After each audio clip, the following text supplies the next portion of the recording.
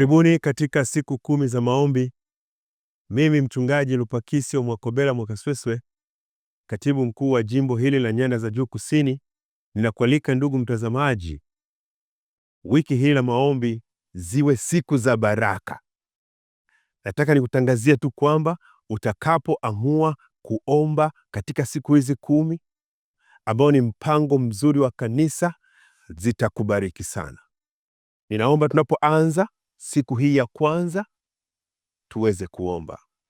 Asante Mungu wetu kwa kuwa wewe ni mwema, na asante Mungu wetu kwa sababu ya Yesu Kristo ambaye umetupatia ili awe mwokozi wetu na ondoleo la dhambi zetu.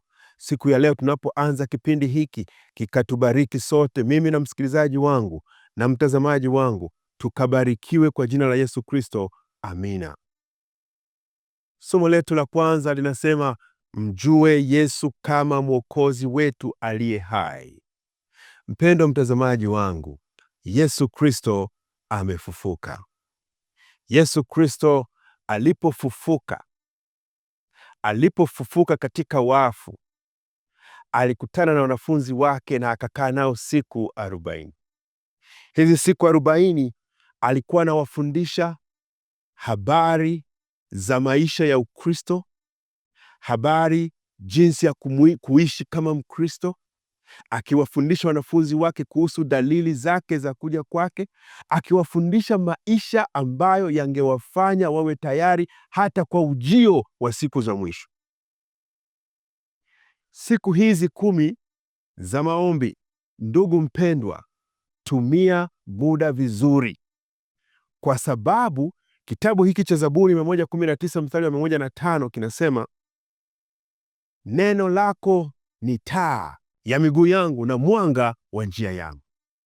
Mpendwa msikilizaji wangu, Yesu alipokuja kuzungumza na wanafunzi wake, alitaka wape mwanga ambao unawafunulia maisha ya Ukristo, maisha ambayo yangewafanya wawe wafuasi wa kweli wa Kristo hata kama hayupo. Na kilichokuwa kinapasa waweze kukijua ni kuwa watu wa maombi. Aliwafundisha na aliweka msisitizo namna ya kuomba.